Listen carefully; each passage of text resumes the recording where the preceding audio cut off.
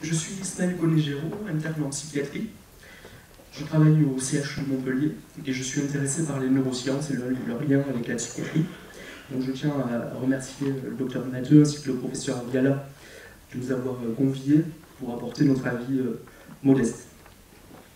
Mon impression générale qui émane de ces journées est une impression générale d'accélération. Une accélération vertigineuse qui concerne l'accumulation des savoirs scientifiques et techniques, une accélération qui concerne l'échange des informations, l'échange de l'information. Cette accélération est fascinante, étourdissante, et nous fait prendre conscience de nos capacités limitées d'action sur notre environnement, de nos capacités limitées de maîtrise de cet environnement et d'intégration cognitive. La prise de conscience de ces insuffisances qui est déclenchée par l'idée de trans et post-humanisme, fait percevoir à l'être humain sa fragilité, la fragilité de sa santé, qui a été définie par les riches comme la vie dans le silence des organes. Cette fragilité devient alors bruyante. Donc je me pose la question, est-ce qu'un jour, nous deviendrons malades de n'être que de simples humains, des êtres de chair, des êtres mortels? La deuxième idée qui me vient à l'issue de ces journées est celle d'un déplacement des normes sociales et biologiques, un déplacement qui accompagne la notion de transhumanisme et de posthumanisme, et qui se réfère à un monde inconnu, qui peuvent donc être inquiétantes. La question que je me pose est dans quel milieu de référence la vie exercera-t-elle sa capacité normative? Le post-humain pourra-t-il se passer de limites de temps s'il devient immortel? Le post-humain pourra-t-il se passer de limites d'espace s'il acquiert la capacité à conquérir des milieux infinis? Enfin, le déplacement de ces normes biologiques, de ces normes sociales, constitue à mon sens un modèle qui nous permet d'interroger, de réfléchir sur les bases qui fondent notre identité, sur les bases qui fondent notre modèle social et, en quelque sorte, nos valeurs. Le débat vif qui nous a animés ces 2 jours est pour moi signe que l'homme n'a pas encore abandonné l'idée de maîtriser son devenir. Ce débat est donc pour moi quelque chose de tout à fait rassurant. Bien, bonsoir à tous. Moi, je m'appelle Alexandre Lilian. Je suis, comme Ismaël, interne en psychiatrie, et plus particulièrement en psychiatrie de l'enfant et de l'adolescent. Dans les NBIC, moi, je m'intéresse surtout particulièrement au C de cet acronyme qui veut bien sûr dire cognitif. Donc, merci pour ces deux journées passionnantes. Et force est de constater que c'est bien difficile d'apporter un nouveau point de vue après toutes ces interventions. Mais je souhaitais quand même apporter quelques questions et quelques réflexions. C'est vrai que c'est un débat qui est riche parce qu'on voit bien qu'il y a des passions qui interviennent et peut-être des craintes aussi. On peut dire que c'est une idée géniale ou peut-être aussi une idée la plus dangereuse possible. Parmi les philosophes et différents économistes dans le monde, les deux positions sont bien sûr défendues.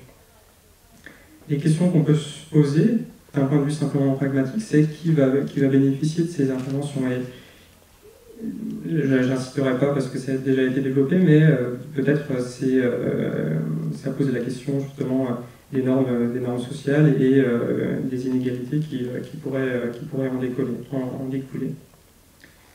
Enfin, simple question purement économique, quels sont les coûts liés à ces développements technologiques?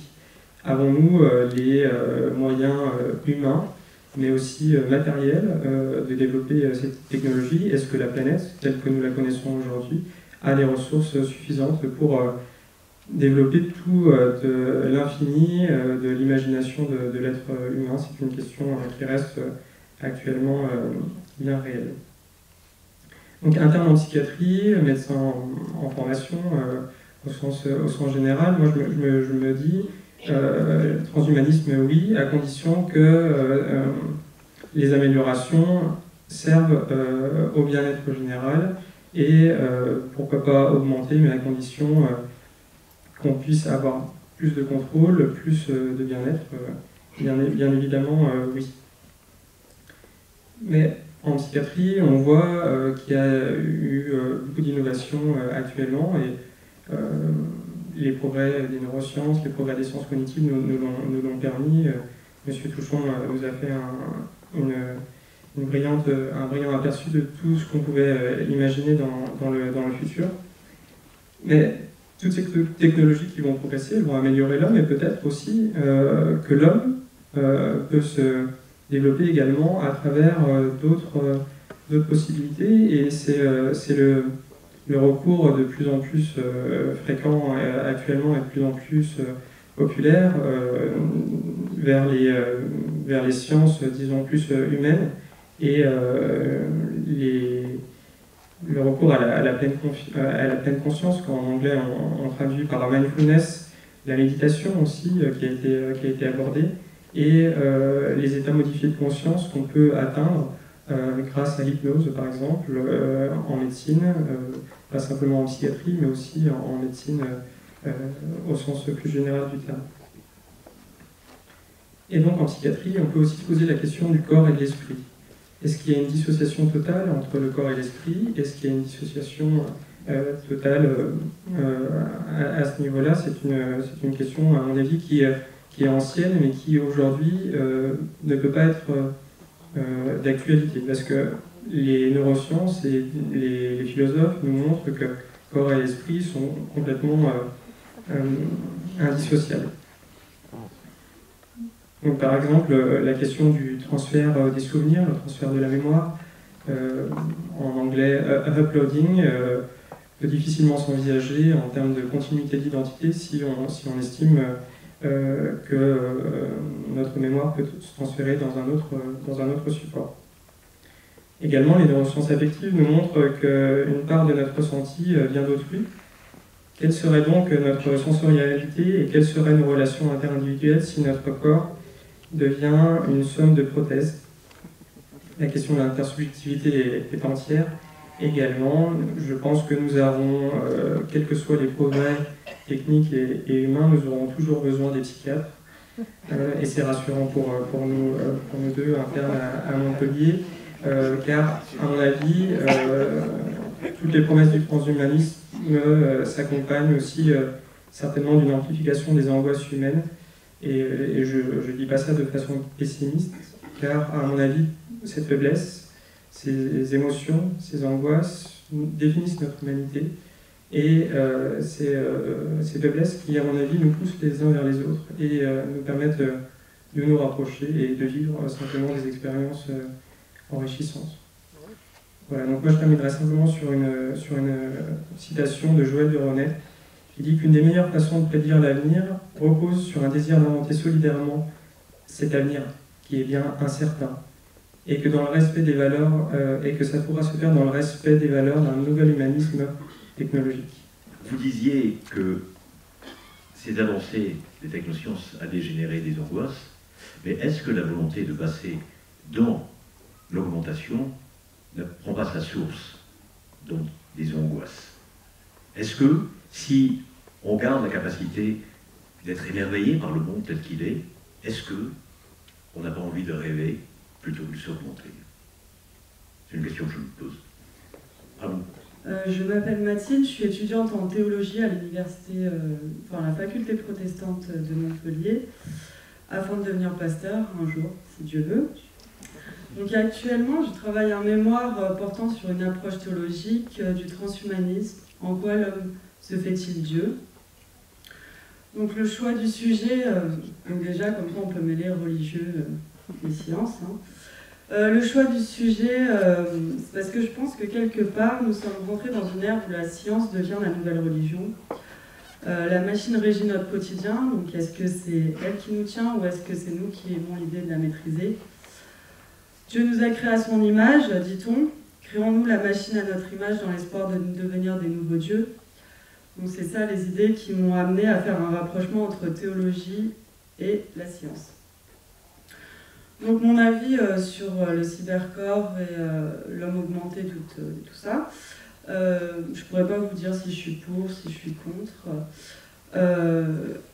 parce qu'effectivement j'ai jamais vécu une situation où j'étais confrontée à ces sciences.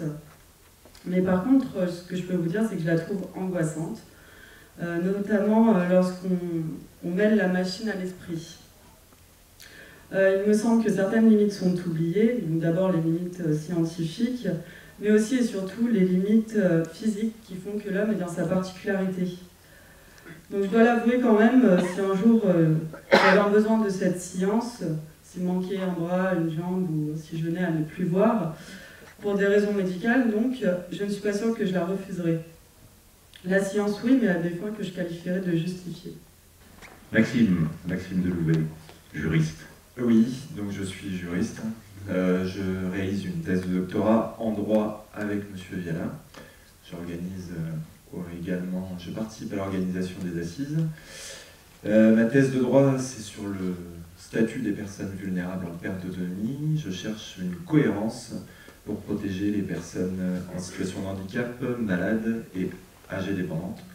Donc pas forcément autour du sujet du colloque directement, quoique. Parce que, comme l'a dit M. Hanezen tout à l'heure, la fragilité est quelque chose qui intéresse l'homme augmenté et qui réinterroge la nécessité ou non d'avoir un homme augmenté.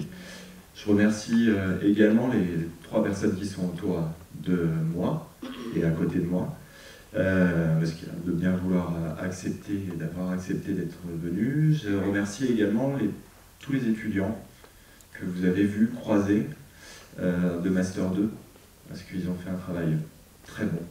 Et donc, mon avis sur ces 2 jours, c'est un apport théorique et de réflexion considérable. J'avais déjà beaucoup de questions avant ces 2 jours. Aujourd'hui, j'ai beaucoup plus de connaissances, mais également beaucoup plus de questions. J'arrive pas à avoir un avis tranché là actuellement. J'avais un avis pourtant avant les assises, mais je n'ai plus d'avis maintenant. Je pense qu'on est beaucoup dans ce cas-là. Très bien. Il va falloir du temps pour y réfléchir et pour re-regarder éventuellement les vidéos et mieux comprendre.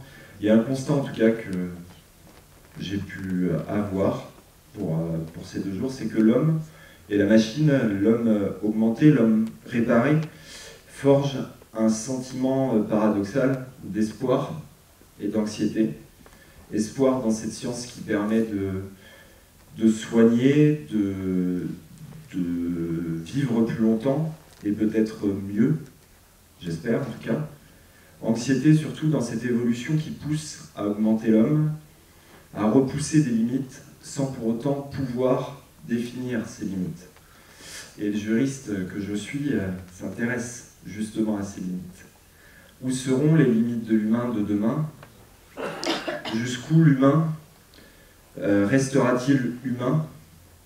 Peut-on déjà savoir ce qu'est l'humain?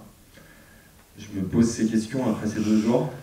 Donc, un gros besoin de réfléchir et de se poser sur ces questions-là. Mais repousser les limites, pour le juriste aussi, ça signifie que l'on ne supprime pas ces limites. Et donc, il existera toujours des limites.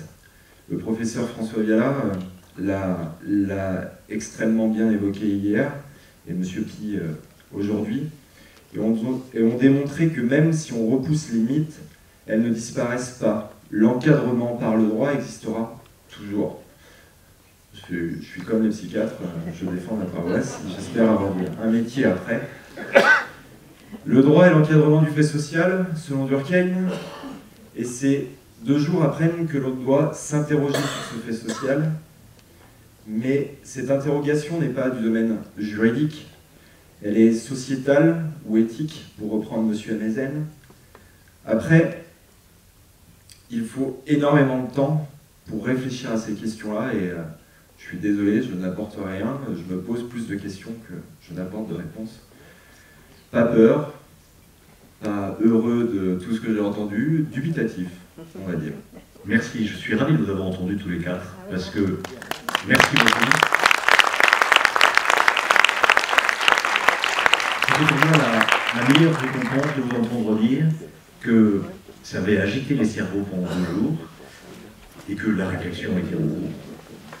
Et c'est très bien. Et continuez à moudre le gras.